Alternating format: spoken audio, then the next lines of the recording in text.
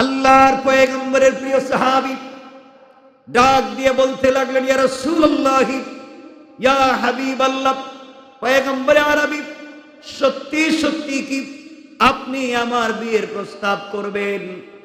আমি যদি বলি আপনি কি আমার বিয়ের প্রস্তাব করবেন, যদি কোনো মেয়ের সংবাদ দেই? নবীজি বললেন, সাহাবী, কথা যেহেতু আমি বলেছি, তোমার বিয়ের সংবাদটুকু আমি বলে দেব, বলো তো কে তোমার পছন্দ? ইয়া রাসূলুল্লাহ, আপনি যেহেতু বলেছেন, আমি একজন মেয়েকে বড় পছন্দ করি, জীবনে দেখি নাই, তার বাপকে আমি চিনি, তার পরিবার চিনি, বংশ চিনি। নবীজি বললেন, কে? তিনি বলতে লাগলেন, ইয়া রাসূলুল্লাহ, ইয়া হাবিবাল্লাহ, তিনি হলেন মদিনার সব থেকে বড় শিল্পপতি সাহাবী, যার শত শত গুড়া আছে, শত শত খেজুরের বাগান আছে, কোটি কোটি টাকার মালিক, তার একমাত্র মেয়ে, যেই মেয়েটার উপাধি হুরে মদিনা, মদিনার হুর, বিশ্ব সুন্দরী, ওই মেয়েটা আমার পছন্দ। নবীজি বললেন, তোমার মাথা কি ঠিক আছে? তোমার শরীরে কাপড় নাই, পেটে খাবার নাই, থাকবার জায়গা নাই, আর তুমি চোখ ফালাইছো একবারে মদিনার সব থেকে বড় শিল্পপতির মেয়ে। তিনি ডাক দিয়ে বলছেন, ইয়া রাসূলুল্লাহ, আপনি যেহেতু আমাকে বলেছেন আপনি বিয়ের প্রস্তাব করবেন, তাহলে সাধারণ ফ্যামিলিতে বলে লাভ নাই, ধরলে একবারে বড় জায়গায় ধরা দরকার। আপনি যেহেতু বিয়ের প্রস্তাব করবেন, নবীজি বলেন, কথা যেহেতু দিয়েছি, আমি তোমার বিয়ের প্রস্তাব করব, তুমি যাও, তার বাড়িতে তুমি গিয়ে আমার সালাম দিবা, আমার সালাম দিয়ে বলবা, আমি নবীজি বলেছি তার মেয়ের বিয়েটা যেন তোমার সঙ্গে দিয়া দে। সুবহানাল্লাহ বলেন। তিনি বলছেন, ইয়া রাসূলুল্লাহ, এই কথা বললে যদি মায়ের দে, আমার চেহারা দেখলেই তো মায়ের শুরু করে দিবে, এর মাঝে কিছুই নেই আমার। নবীজি বলছেন, যাও, আমি তোমাকে বলছি। উনি বাড়িতে গেছেন, বাড়ি থেকে দরজায় নক করে বলছেন, বাড়িতে কেউ আছেন? ঘরের ভিতর থেকেই শিল্পপতি সাহাবী বের হয়ে আসে, বলতেন, তুমি কে, কি চাও? আমি কিছু চাই না। কেন আসছো, আমার দরজা ডাক দিছ? আমি আপনার বাড়িতে এসেছি, বিশ্বনবী সরকার কায়নাত আপনার বাড়িতে আমাকে পাঠিয়েছেন আপনার মেয়েকে আমার কাছে বিয়ে দিতে। এই কথা বলে আর দাঁড়ায় নাই, দিছে এক দৌড়। আর দাঁড়াইলে যদি মাইক দে, দৌড়। উনি বলেন, দৌড়াও কেন? কিছু দূর গিয়ে পিছন দিকে তাকায় দেখে ও আসতেছে কিনা। আর চিন্তা করছে, এই প্রস্তাব দেওয়ার পরে তো আমার মায়ের ছাড়ার কোনো পদ্ধতি নেই। তিনি বলছেন, তোমার সাহস তো কম না, তুমি আমার বাড়িতে ঢুকে আমার ঘরে এসে একজন হাবশি কৃতদাস কালো গোলাম, তুমি আমার মেয়ের বিয়ের প্রস্তাব করছো? আমি তো দেই নাই, আমি না, তা রসুল আমারে পাঠাইছে, আমার কিচ্ছু এখানে কর। রসুল বলছেন, আমি এসে সংবাদ প্রেরণ করে দিলাম। তিনি রাগে অগ্নিশর্মা, যাও তুমি, কি বলছো সত্য না মিথ্যা কিছুই বুঝতে পারতেছে, চলে যাচ্ছে। দেখেন, পরিবারে যদি দিন থাকে, আমি বুঝাতে চাচ্ছি, আপনারা মনে করেন টাকাওয়ালা ফ্যামিলি হইলে ইসলাম নাই। শিল্পপতি, হাজার হাজার কোটি টাকার পরিবার মানে ওয়েস্টার্ন কালচার, ফ্রিডম কান্ট্রির মতো চলাফেরা, কাপড় আছেতে নাই এমন চলাফেরা না। টাকা পয়সা থাকলেও শিল্পপতির ঘরেও আল্লাহ বুজুর্গ বানাইয়া দিতে পারে। আমি এদিকে নিয়ে যেতে চাচ্ছি। যেই মেয়েটার বিয়ের প্রস্তাব নিয়ে ওই সাহাবী গিয়েছিলেন, উনি দরজার আড়াল থেকে সব শুনেছেন। তিনি বাপকে ডেকে বলেছেন, আব্বাজান, কে আমাদের বাড়িতে এসেছিল, আপনি বের করে দিলেন। বাপ বলছেন, মা তুমি বুঝবা না। বলে, আমাকে বলতে হবে, আমি শুনেছি। মা, একটা কালো কৃতদাস গোলাম তোমার বিয়ের প্রস্তাব নিয়ে এসেছে, আমি রাগ তাকে বের করে দিয়েছি। মেয়ে বলছে, আব্বাজান, আমিও শুনেছি, কিন্তু সে কি তার পক্ষ থেকে বলেছে না অন্য কোনো কথা বলেছে? বাবা বলেছেন, মা, সে বলছে রসূল তাকে পাঠিয়েছেন। মদিনার শিল্পপতির মেয়ে, হুরে মদিনা, বিশ্ব সুন্দরী, ডাক দিয়ে বলছে, আব্বাজান, সে কালো হতে পারে, সে হাবশি গোলাম হতে পারে, তার বডি ডাইস না থাকতে পারে, তার পরনে কাপড় ঠিক মতো না থাকতে পারে, থাকবার জায়গা না থাকতে পারে, 3 বেলার খাবার না থাকতে পারে, বিশ্বনবী যেহেতু পাঠিয়ে দিয়েছেন, আমার বিশ্বাস রসুল তাকে দিল দিয়ে ভালোবাসেন, আর রসুল যাকে ভালোবাসেন জান্নাতে রসুল তাকে নিয়ে যাবেন। আমি এই বিয়েতে রাজি। আমি দুনিয়া, টাকা পয়সা, লোভ লালসা আমি কিচ্ছু চাই না। এই হাবশী কৃতদাস গোলামকে বিয়ে করে আমি জান্নাতে তাকে নিয়ে রসুলের পাশে থাকতে চাই। আপনি যদি রাজি না হন, আমি নিজে এখন রসুলের কাছে গিয়ে বিয়ের প্রস্তাব নিয়ে হাজির হব। চিন্তা করতেছেন বাবা, আপনি যান, নচেত আমি নিজে যাব, রসুল পাঠিয়েছেন। আপনি এই কথাকে বাদ দেওয়ার কোনো সুযোগ নাই। আমি বলতে চাইলাম, একটা ফ্যামিলিতে কত টাকা টাকা টাকা, মদিনার সব থেকে শিল্পবতী, বিশ্ব সুন্দরী, সে রাজি হয়েছে একমাত্র দ্বীনের টাকা যায়, তাকওয়া অর্জনের কারণে। এজন্যে টাকা থাকলেই আজকালকে আমাদের কিছু টাকা মানে কিছু শয়তানি, কথা বলেন, দ্বীনকে নিয়ে যান। এরপরের আলোচনা অনেক লম্বা, আমরা সেদিকে যাব না। এরপরে তিনি আসলেন, সে বলছেন, ইয়া রাসূলুল্লাহ, আমার মেয়ের বিয়ের প্রস্তাব করে কি আপনি পাঠিয়েছিলেন? নবীজি বলেছেন, হ্যাঁ আমি পাঠিয়েছি। ইয়া রাসূলুল্লাহ, আমিও রাজি, আমার মেয়েও রাজি। চিন্তা করতেছেন, নবীজি সাহাবীকে ডেকে বললেন, তোমার তো বিয়ে ঠিক হয়েছে। এটা তো আমি জানি ইয়া রাসূলুল্লাহ, আমি তো জানি আমার বিয়ে ঠিক। আপনি প্রস্তাব করছেন, আসমানের নিচে কি কারো ক্ষমতা আছে আপনার প্রস্তাবকে ফিরিয়ে দেওয়ার? ওটা তো আমি জানি, কিন্তু দৌড় দিছি যদি আমার মাইর দেয়। নবীজি বললেন, বিয়ে যে করবা, তোমার থাকবার ঘর কই? থাকবার ঘর মানে আপনি তো আমার অভিভাবক, আপনার ঘরটাই তো আমার ঘর। আমাকে আপনি বিয়ে করাচ্ছেন মানে আপনার ঘরটাই তো আমার, আপনি ব্যবস্থা করে দিবেন। নবীজি বলেন, আচ্ছা তোমার কাপড় কই? ইয়া রাসূলুল্লাহ, বিয়েটা তো আমি প্রস্তাব করি নাই, করছেন তো আপনি, ব্যবস্থা কি কোথায় করা লাগবে এটা তো আপনি জানেন। চিন্তা করেন, নবীজি বলেন, তাও মানলাম, মোহর আসেনি, মোহর তো নগদ দেওয়া লাগবে, আমি তো বাকি কোনো কারবার পছন্দ করি না। মোহর মানি, আজকে তো দুপুরে খাইও নাই,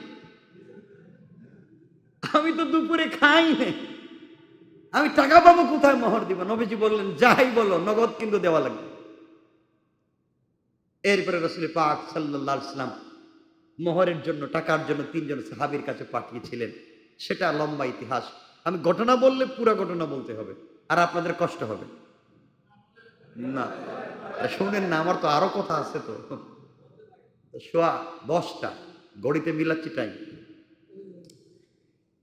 এজন্য আমি বোঝাতে চাইলাম, একটা পরিবারে যদি দ্বীন থাকে, আল্লাহর ভয় থাকে, রাসূলের প্রতি অগাধ বিশ্বাস, আল্লাহর তাওহীদের প্রতি বিশ্বাস, রাসূলের রিসালাতের প্রতি যদি বিশ্বাস থাকে, তাহলে দুনিয়ার কোনো চাকচিক্য দিয়ে আটকানো যাবে না। দ্বীন যা বলবে তাই সে করবে, ঠিক কিনা? আজকে আমরা টাকা হলেই খারাপ হয়ে যায়, টাকা হলেই খারাপ হয়ে যায়। এর জন্য টাকা হলে কেউ জান্নাত কিনে, আর টাকা হলে কেউ জাহান্নাম কিনে। কথা বলেন না কেন? কেউ টাকা দিয়ে জান্নাত কিনে, আর কেউ টাকা দিয়ে জাহান্নাম কিনে। কেউ টাকা দিয়া মসজিদের সভাপতি, ওয়াজ মাহফিলের সভাপতি, গানের সভাপতি, কনসার্টের সভাপতি, আছে না নাই? সব জায়গায় হ্যাঁ সভাপতি, জাহান্নামে মনে সভাপতি মনে হইতেছে, সব জায়গায় সভাপতি। এর জন্য এগুলো করা যাবে, মনে রাখবেন, যালিকা ফাদলুল্লাহি ইউতিহি মান ইয়াশা। আল্লাহ রাব্বুল ইজ্জত ওয়াল জালাল বলেছেন, আল্লাহ পাকের অনুগ্রহ, তিনি যাকে ইচ্ছা তাকে দান করেন, আর যাকে ইচ্ছা তিনি দিবেন না। যাকে ইচ্ছা দিবেন, যাকে ইচ্ছা দিবেন না। এর জন্য মনে রাখবেন, আল্লাহর কাছেই ফিরে যাওয়া লাগবে। আল্লাহ রাব্বুল ইজ্জত ওয়াল জালাল 22 নম্বর সূরা, সূরা হজ্জের 11 নম্বর আয়াতের কিছু অংশে আল্লাহ রাব্বুল ইজ্জত ওয়াল জালাল বলেছেন, খাসিরাত দুনিয়া ওয়াল আখিরা যালিকা হুয়াল খুসরানুল মুবিন। আল্লাহ রাব্বুল ইজ্জত ওয়াল জালাল বলেছেন, সে ক্ষতিগ্রস্ত হয় দুনিয়াতেও আখিরাতেও। এটাই তো স্পষ্ট ক্ষতি। যে ব্যক্তি দুনিয়ায়ও ক্ষতির সম্মুখীন, আখিরাতেও ক্ষতির সম্মুখীন, তার মতো হতভাগার, কথা বলেন, যার দুনিয়ায়ও নাই আখিরাতও, তার আর কোনো জায়গায় আসেনি। আখিরাত না হলে তো দুনিয়া পাইছে।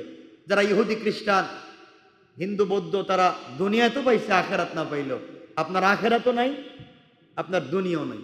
আপনার হইল ওই যে এর মতো দুইজন প্রতিযোগিতা করতেছে, পাহাড়ের উপর থেকে লাফ দিবে। ওই পাহাড়ের উপর থেকে লাফ দিবে, একজন বলছে আমি আমার দেবতার নামে লাফ দিব, দেবতা আমাকে বাঁচাইয়া দিবে। আর একজন বলছে আমি আমার আল্লাহর নামে লাফ দিব, আল্লাহ আমাকে বাঁচাইয়া দিবে। দুজন উঁচু উপরে, তিনি দেবতার নামে দেবতা আমাকে বাঁচাইয়া দিবে দিছে লাফ, মরে নাই, কেউ নেই, মরে নাই। মানে হে সব কলা কৌশল যাই নেই লাভ দিছে। আর এখন যিনি মুসলমান, যিনি লাভ দিবে হে চিন্তা করলো এটা মরে নাই কেন, তাহলে আমারও তো বিপদ আছে। হে বলতেছে আল্লাহ তুমি আমারে বাঁচাইও, আর দেবতা আমার দিকে একটু খেয়াল রাখো। দেবতারে বলতেছে আমার দিকে একটু খেয়াল রাখ। ইমান কি আর ছিল, কিছু ছিল না গেছে? কথা বলে এই বিশ্বাসটুকু নড়বড়ে হয়ে যায়, আমাদের সামনের দিকে যায়। এই জন্য আমার মুসলমান বন্দেগার কথাগুলো দিল দিয়া শোনেন। এই দুনিয়ার জমিনে আপনি যদি আল্লাহকে ভালোবাসতে পারেন, আল্লাহ রাব্বুল ইজ্জত ওয়াল জালাল আপনার কাছ থেকে দিনের 24টা ঘন্টা আল্লাহ আপনার কাছ থেকে নিতে চায় না। 24টা ঘন্টা দুনিয়ার কাজ করেন, শুধুমাত্র আল্লাহর হুকুম মতো আপনি করেন, রাসূলের তরিকায়। আপনি ঘুমাতে যান রাসূলের তরিকায়, আপনি ঘুম থেকে উঠেন রাসূলের তরিকায়, আপনি সকালবেলা আপনি নাস্তা করবেন রাসূলের তরিকায়, আপনি ওয়াশরুমে যাবেন, ওয়াশরুম থেকে বের হবেন রাসূলের তরিকায়, আপনি অফিসে যাবেন, চাকরিতে যাবেন, দোকানে যাবেন রাসূলের তরিকায়, আপনি সারাদিন কাজ করবেন রাসূলের তরিকায়, সন্ধ্যাবেলা বাড়িতে চলে আসবেন রাসূলের তরিকায়, ঘুমাতে যাবেন আবার রাসূলের তরিকায়, খাবার খাবেন রাসূলের তরিকায়, বিছানা ঝাড়বেন রাসূলের তরিকায়, আপনি খাবেন, আপনি ঘুমাবেন, আপনি সবকিছু করবেন শুধু রাসূলের তরিকা যদি ফলো করেন।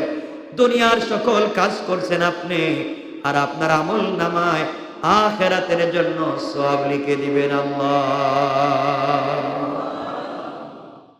দুনিয়ার কাজ করেন আপনি, আল্লাহর হুকুম আর রাসূলের তরিকায় করেন। আজ আমরা ছোট ছোট যদি আমল দুনিয়ার জমিনে ঠিক মতো করতে পারতাম, কিয়ামতের দিনে বহুত বিপদ থেকে আমরা বেঁচে যাইতাম।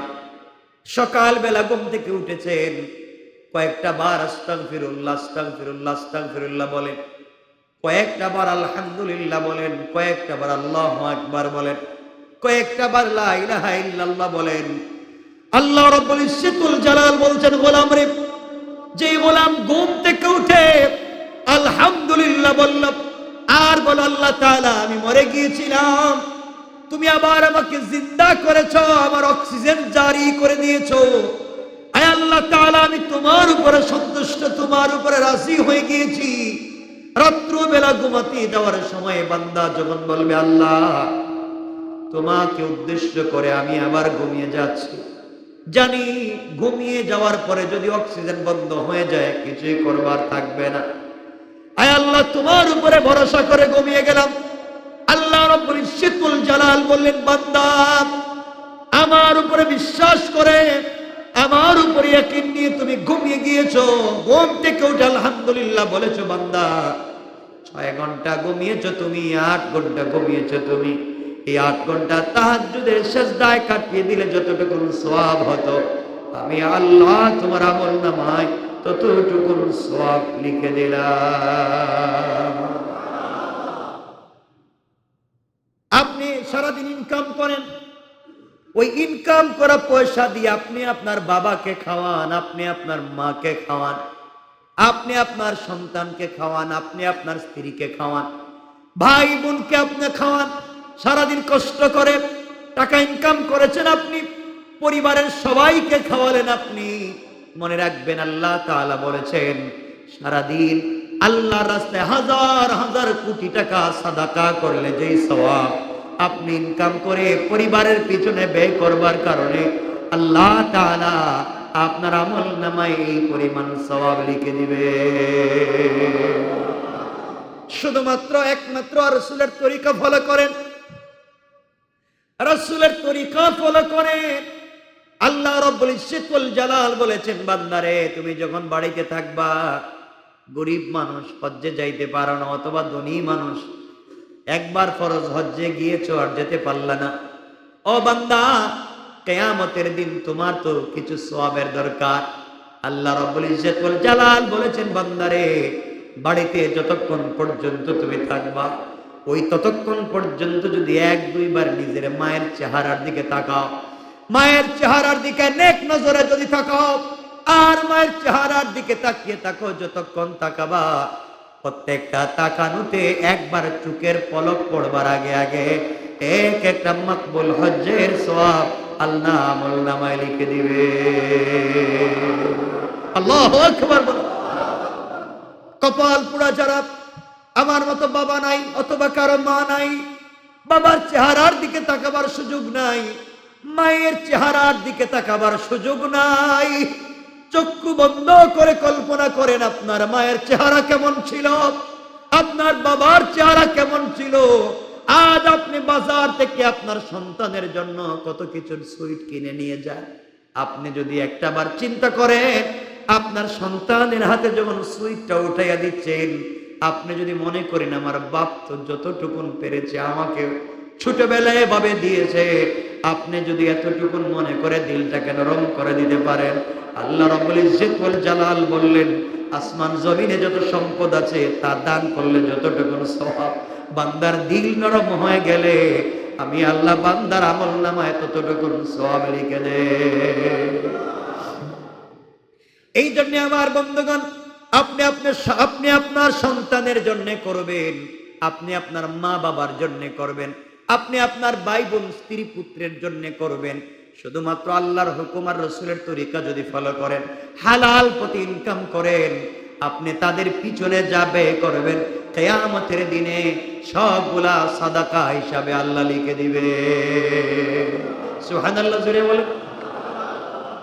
এই জন্য আমার মুসলমান বন্ধুগণ একটা কথা মনে রাখবেন, আপনি প্রতিদিন একটা টাকা আল্লাহর রাস্তায় কমপক্ষে দান করে সকাল শুরু করবেন, রাত্রবেলা যখন শুরু করবেন একটা টাকা আল্লাহর রাস্তায় দান করে শুরু করবেন।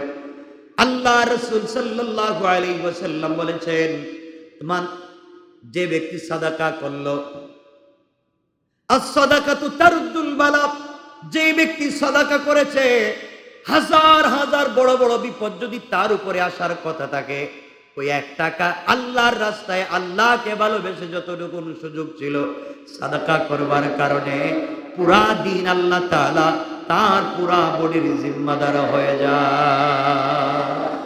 রাত্র একটা টাকা আল্লাহর রাস্তায় দান করবার কারণে পুরা রাত্র আল্লাহ তাআলা স্বয়ং 19 জন ফেরেশতা দিয়া তার বান্দার হেফাজতের ওয়াদা করেছে। বান্দা যখন ঘুমিয়ে যায়, তখন বান্দার নাকের ছিদ্র খোলা, কানের ছিদ্র খোলা, তার শরীরের বিভিন্ন অঙ্গ প্রত্যঙ্গের ছিদ্র অনেকগুলা খোলা রয়েছে। আল্লাহ রাব্বুল ইজ্জত ওয়াল জালাল বুঝতে পেরেছেন কোন সময় কোন পোকা আমার বান্দার নাক দিয়ে কান দিয়ে ঢুকে যাবে, বান্দাকে হত্যা করবে, মেরে ফেলবে, কষ্ট দিবে। এই জন্য আল্লাহ তাআলা 19 জন ফেরেশতা দিয়া বান্দাকে সার্বক্ষণিক পাহারাদারি করান, কোনোভাবে যেন আমার বান্দাকে কি কষ্ট দিতে না পারে। ফেরেশতারা আল্লাহর কাছে ডাক দিয়া বলছে, আল্লাহ তাআলা, যেই বান্দা ফজরের সালাতে আসে নাই, জোহরে আসে নাই, আসরে আসে নাই, মাগরিবে আসে নাই, ইশার সময় আসে নাই, গত রাত্র থেকে আজ পর্যন্ত একবারও তোমার কথা শুনলো না, তোমাকে ভুলে গিয়েছে, আপনি কেন এতগুলা ফেরেশতা দিয়া পাহারাদারির ব্যবস্থা করলেন? আল্লাহ রাব্বুল ইজ্জত ওয়াল জালাল বলতে চাইলেন, ও ফেরেশতারা, আমার বান্দা আমাকে ভুলে গিয়েছে, তার অর্থ তো আমি যে বান্দাকে ভুলে যাব এমন হতে পারে না। আজ আমার বান্দা আমাকে ভুলে গিয়েছে, কাল যদি আমার বান্দা আমাকে মনে করে তওবা করে কান্না করে চোখের পানি ছেড়ে দে, হাজার হাজার বছর যে জাহান্নামের আগুনকে জ্বালিয়ে রেখেছি, বান্দা যদি একটা বার কান্না করে এক ফোঁটা চোখের পানি ছেড়ে দে, আমার তার এক ফোঁটা চোখের পানিতে আমার হাজার বছরের জ্বালানো প্রজ্বলিত জাহান্নামের আগুন নিভে যেতে 1 মিনিটও দেরি হবে না। পড়েন সুবহানাল্লাহ। এই জন্য আমার বন্ধুগণ, সুযোগ হলে আল্লাহর কাছে চোখের পানি ছেড়ে কান্না করেন। জওয়ান ভাইরা, ও জোয়ানেরা, যারা আমার মতো জোয়ান তরুণ আছে, তোমাদেরকে বলছি ভাই, দুনিয়ার লোভ লালসায় পড়ে, চাকচিক্যের পিছনে পড়ে, প্রেম ভালোবাসায় পড়ে তোমার মূল অস্তিত্বকে ভুলে যাইও না, আল্লাহকে ভুলে যাইও না, আল্লাহ রসুলকে ভুলে যাইও না। দুনিয়ায় যা তুমি চোখে দেখলা সবগুলো একদিন অস্তিত্ব নষ্ট হয়ে যাবে, কিছুই তোমার থাকবে না। আল্লাহর প্রতি ভালোবাসা, রসুলের প্রতি ভালোবাসা দুনিয়ার জমিনে থেকে যাবে। আজ তোমার আমার শক্তি আছে, চাইলে সারা রাত তাহাজ্জুদে কাটায়া দে, এমন একদিন সামনে আসবে চাইলে আর সাজদা করতে পারবো না, চেয়ার ছাড়া বসতে পারবো না, রাত্রবেলা তাহাজ্জুদে দাঁড়াতে পারবো না। এই মুহূর্তে যদি আমরা 2 রাকাত নামাজ বেশি পড়ি, একটা সূরা বেশি তেলাওয়াত করি, একটা বার ইস্তেগফার তাসবিহ পড়ি, আল্লাহ রাব্বুল ইজ্জতুল জালাল বলছেন, বান্দারে জোয়ান বয়সে তুমি যদি ঠিক মতো ইবাদত করতে পারো, বৃদ্ধ বয়স হয়ে যাওয়ার পরে যদি আগের মতো আর ইবাদত করতে না পারো বান্দা, এখন আগের মতো দাঁড়াতে পারো না, তাহাজ্জুদের সময় উঠতে পারো না, ওযু করতে পারো না, তাইয়াম্মুম ঠিক মতো করতে পারো না, আগের মতো নামাজ রোজা করতে পারো না, কষ্ট হয় বান্দারে, আমি আল্লাহ রাব্বুল ইজ্জতুল জালাল জানি তুমি আগের মতো ইবাদত করতে পারো না বৃদ্ধ হয়ে যাওয়ার কারণে। আমি আল্লাহ তোমার যৌবন বয়সের ইবাদত গুলাকে বৃদ্ধ বয়সেও তোমার আমল নামায় জারি করে রেখে দিলাম। এই সুযোগ তো এখনো আছে, তোমার আমার আছে, এই জন্য আমরা এই সুযোগকে কাজে লাগাতে পারবো তো ইনশাল্লাহ? বলেন না ইনশা। আলোচনা অনেক লম্বা, কিন্তু আমার 12:30 10:30 হয়ে যাচ্ছে, আমারও তো একটা টাইমের বিষয় আছে, টাইম লম্বা করতে চাচ্ছি না, আপনাদেরকে কষ্ট দিতে চাই না, কারণ কথা তো আর একদিন বলতেছি না, প্রতিদিনই বলি। আর আপনারাও আজকালকে কম ওয়াজ জানেন না, হুজুর আমরাও কম বেশি জানি, সব জানি, তাহলে আর এত কষ্ট করে লাভ কি? যাই হোক, আমার কাছে যে লম্বা প্রশ্ন, কেন প্রশ্ন করেছেন এটা আমি জানি না, বা এই প্রশ্নের দরকার কি ছিল, আমার কাছে একজন বলছেন, হুজুর আপনার কাছে জানতে চাই, এবং আমাদের সমাজে খুব বিভ্রান্তি হচ্ছে একটা বিষয় নিয়ে, সেটা হচ্ছে পাঠার গোশত খাওয়া হালাল কিনা। পাটা চিনেননি? বুঝতে পারেন? পাটা নিচে লেখছে, হ্যাঁ নিচে লেখছে, শুনছি প্রাণী যদি বিকলাঙ্গ হয় অথবা কোনো প্রাণীতে যদি খুঁত থাকে, সেটা জবাই কুরবানি দিলে কুরবানি হয় না। তাইলে আমরা যখন পাটাকে খাসি করি, তখন এই খাসি দিয়ে কুরবানি করলে কি কুরবানি হবে? হওয়ার তো কথা না। আমি তো জানি না যে এই প্রশ্ন করবার কারণ কি, বা এটা কিসের বিভ্রান্তি আমার জানা নেই।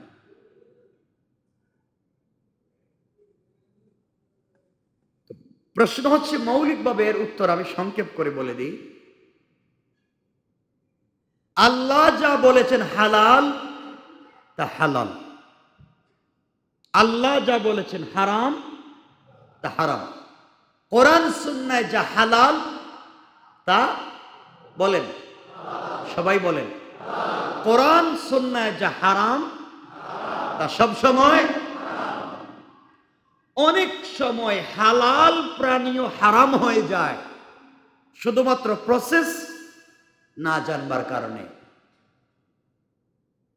গরু হালাল না হারাম? ছাগল হালাল না হারাম? মুরগ হালাল না হারাম? কিন্তু জবাই করবার সময় যদি আল্লাহর নাম ছাড়া অন্য কোনো মানুষের নামে, সৃষ্টির নামে, আল্লাহ ব্যতীত যে কারো নামে যদি কোনো পশু জবাই করা হয়, সেই পশু কি হালাল? কথা বলেন, হারাম। এক কথায় হালাল প্রাণীও আল্লাহর নাম ছাড়া জবাই করবার কারণে হারাম হয়ে যায়। সুতরাং যা আল্লাহ বলেছেন হালাল তা হালাল, যা আল্লাহ বলেছেন হারাম তা হারাম। পাটার গোশত খাওয়া জায়েজ কি? সন্দেহ নাই, পাটার গোশত খেতে কোনো আপত্তি নেই, আপনি খেতে পারবেন, না জায়েজ হওয়ার কোনো সম্ভাবনা নাই, কোনো কারণ নাই। এখন এটা নিয়ে মারামারির দরকার নেই, যে খাওয়াই লাগবে এটা মারামারির দরকার নেই। আপনার ভাল লাগলে খাবেন, নচেত খাবেন না। আপনি খাইলে খান, না খাইলে নাই, কিন্তু এটা নিয়ে মারামারি করা যাবে না। সৌদি আরব থেকে বাংলাদেশে যত গোশত আসে সবই তো পাঠার গোশত, সবই। যারা সৌদি আরব বা আরব যারা খান বেশিরভাগই তো পাঠার গোশতই খান, তাইলে এটা হারাম হতে যাবে কেন? কথা বুঝতে পেরেছেন? তাইলে পাঠার গোশত হারাম। আওয়াজে মনে হইতেছে কোনো ঝামেলা হয়ে গেছে। হারাম না, এটা হালাল। আপনার ভাল লাগে না আপনি খাইয়েন না, আপনার অপছন্দ, কিন্তু আপনি হারাম বলতে পারবেন না, না জায়েজ বলতে পারবেন না। আল্লাহ এটাকে হালাল করেছে। 2 নম্বর হলো খাসি হারাম হওয়ার কোনো কারণ নাই। কেউ কেউ নাকি বলেছেন খাসি বানানো হারাম এবং এই গোশত খাওয়াও হারাম। আমি জানি না, তবে মনে রাখবেন খাসি খাওয়া হারাম হওয়ার কোনো সম্ভাবনা নাই। খাসি তো কেমনে করে এটা তো বুঝেন, এটা কইতেছেন। হ্যাঁ, খাসি করা হয় গোশতের স্বাদ বাড়াবার জন্য। খাসিতে স্বাদ বেশি হয়, এটা সত্য, কিন্তু খাসি খাওয়া না জায়েজ না, হালাল এবং ভালো। এর হাদিস হচ্ছে, এরা মুসনাদে আহমদেও এসেছে, ইবনে মাজায়ও এসেছে, সহিহুল জামিয়াতেও এসেছে, অনেকগুলো হাদিসের কিতাবে এসেছে। কানা রাসূলুল্লাহ সাল্লাল্লাহু আলাইহি ওয়াসাল্লাম ইদা আরাদা আন ইউযাহিয়া, নবীজি যখন ইচ্ছা করতেন কোন কোরবানির, ইশতারা কাবশাইনি আজিমাইনি আকরানাইনি আমলাহাইনি মাওজুআইনি, নবীজি সাল্লাল্লাহু আলাইহি ওয়াসাল্লাম যখন কোরবানির ইচ্ছা পোষণ করতেন তখন তিনি শিং বিশিষ্ট বড় সাইজের 2টি সুদর্শন দুম্বা বা খাসি খরিদ করতেন। তাইলে বোঝা গেল বুঝাউন, আর এখানে রাসূল সাল্লাল্লাহু আলাইহি ওয়াসাল্লাম বলেছেন মাওজুআইনি, 2টা খাসি। তাইলে 2টা ভেড়া খাসি খরিদ করতেন, 2টা ভেড়া খাসি খরিদ করতেন। এরপরে নবী সাল্লাল্লাহু আলাইহি ওয়াসাল্লাম ফাযাবাহা আহাদাহুমা আন উম্মতিহি লিমান শাহিদা লিল্লাহি বিত্তাওহীদ ওয়া শাহিদা লাহু বিল বালাগ, নবীজি একটা কুরবানি করতেন, জবাই করতেন তার উম্মতের পক্ষ থেকে যারা আল্লাহ তাআলার ব্যাপারে তাওহীদের সাক্ষ্য দিয়েছে এবং রাসূল সাল্লাল্লাহু আলাইহি ওয়াসাল্লামের ব্যাপারে তাওহীদের বাণী পৌঁছে দেওয়ার সাক্ষ্য দিয়েছে, তাদের পক্ষ থেকে তিনি একটা জবাই করতেন। ওয়া যাবাহাল আখার আন মুহাম্মাদিন ওয়া আন আলে মুহাম্মাদিন, এবং একটি তিনি জবাই করতেন তার পক্ষ থেকে এবং তার পরিবারের পক্ষ থেকে। এখানে সহজ শব্দ এনেছেন মাওজুআইনি, তাইলে খাসি। এবং অন্য জায়গায় পাওয়া যায় যে হাসান হুসাইনের আকিকার সময়ও যে জবাই করা হয়েছে যে প্রাণী সেটাও খাসি ছিল। তাইলে প্রাণীকে খাসি করতে আপত্তি নাই। এর অর্থ এটা যদি একবুখন যদি শুরু করেন 100-র মাঝে 100টারই যদি খাসি বানান তাহলে ছাগলের বাচ্চা পাইবেন কই? কথা বুঝেন না? আপনি তো প্রজননই নষ্ট করে দিবেন। কিন্তু সবগুলাকে খাসি বানিয়ে দিবেন এটা নয়, কিছু প্রজননের জন্য রেখে দিতে হবে, প্রজন্ম তৈরি করবার জন্য রেখে দিতে হবে। ঠিক আছে তো ইনশাল্লাহ? আপনারা বাজারে কিনেন কোরবানির জন্য খাসি কিনেন না? শখ করে তো সবাই খাসি কিনে, কথা বলেন না কেন? দেখতেই তো ভালো লাগে। আমি জানি না কে বা কারা বিভ্রান্তি ছড়াচ্ছে বা কেন এই প্রশ্ন আমাকে করা হলো, এর কোনো অর্থ আমার জানা নাই। সুতরাং পরিষ্কার, খাসি প্রয়োজনে যদি খাসি করতে হয় কোনো প্রাণীকে আপত্তি, কিন্তু একবারে যদি সবগুলা করে ফেলেন তাহলে প্রজনন নষ্ট হয়ে যাবে, সব নয়। আবার আপনি যদি পাঠার গোশত খেতে হয়, কেউ খায়? শুনছি, প্রশ্ন করছে, মানে এত লম্বা। তাদের এলাকায় নাকি ইমাম সাহেব বলছে যারা পাঠার গোশত খায় এদেরকে বাইর করে দেয়। এখন তো এত কথার তো আমি উত্তর দিতে পারবো না, আমি মৌলিক অর্থ বলে দিলাম, পাটার গোশত খেতে আপত্তি নাই, খাসির গোশত খেতে আপত্তি, বেশি করে খাই। আর যারা হজ্জে বা সৌদিতে যান, আপনারা যা পাইবেন বেশিরভাগই পাইবেন পাটা, ভেড়া পাটা, দুম্বা পাটা, অধিকাংশ। যাই হোক, খাসি করতে আপত্তি নেই, এতটুকুন বললাম। এ কথাগুলা মুসনাদে আহমদে এসেছে, কেউ বলছেন 25,843 নম্বর হাদিস, ইবনু মাজাহ এসেছে 3,122 নম্বর হাদিস, এরপরে সহিহুল জামেতে এসেছে। আপনারা চাইলে এগুলা দেখে নিতে পারেন। আর যদি কারো এই ব্যাপারে প্রশ্ন থাকে আমাকে প্রশ্ন করতে পারেন। সহিহুল জামে 6,956 নম্বর হাদিসে এই কথাগুলো আপনারা পেয়ে যাবেন আশা করছি। আর কারো কিছু জানার আছে? কারো কিছু জানার আছে এই ব্যাপারে বা কোরবানি সম্পর্কে? নাই? কারো কোনো প্রশ্ন জানবার আছে? কিছু বিষয় জানতে চাই? আল্লাহ আমারে বাঁচাইছে, সব আপনারা জানেন, কত ভালো হইছে আমি। কারো প্রশ্ন আছে? আল্লাহুম্মা সাল্লি আলা মুহাম্মাদ ওয়া আলা আলি মুহাম্মাদ কামা সাল্লাইতা আলা ইব্রাহিম ওয়া আলা আলি ইব্রাহিম ইন্নাকা হামিদুম মাজিদ। সামনে কুরবানি, আপনি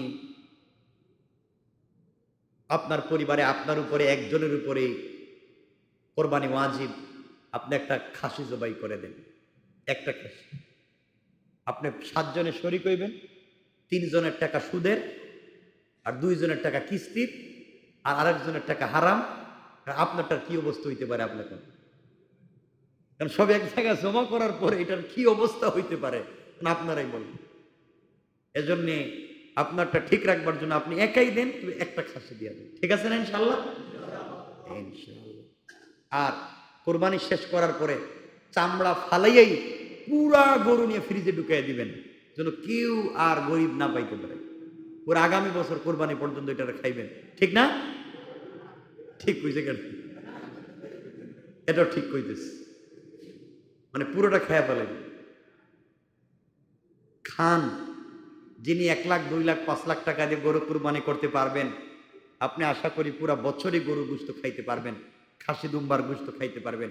কিন্তু এমনও পরিবার আছে যারা পুরা বছরে একদিনও গোশত খাওয়ার তৌফিক থাকে না। আপনারা তাদেরকে ভুলে যাইয়েন না, আপনারা তাদেরকে ভুলে যাইয়েন না। আর কোরবানি করলে মায়ের আত্মীয়, বাবার আত্মীয়, মায়ের বন্ধু, বাবার বন্ধু যারা আছে তাদেরকে খবর নিয়ে তাদেরকে দিয়েন। রাসূল ইসলাম কোনো সময় কোনো প্রাণী খাসি দুম্বা জবাই করলে মাথা হাতে নিয়ে ঘুরতেন, মাথা ঘুরতেন, খাদিজার বান্ধবীর বাড়িতে পৌঁছায় দিতেন। খাদিজার সঙ্গে কার সম্পর্ক আছে তার বাড়িতে পৌঁছে দিতেন। সুবহানাল্লাহ। এটি হচ্ছে ভালোবাসা। আল্লাহ আমাদেরকে কবুল করুক। আল্লাহুম্মা সাল্লি আলা মুহাম্মাদ ওয়া আলা আলি মুহাম্মাদ কামা সাল্লাইতা আলা ইব্রাহিম ওয়া আলা আলি ইব্রাহিম ইন্নাকা হামিদুম মাজিদ। আস্তাগফিরুল্লাহ, ইন্নাল্লাহা গফুরুর রহিম।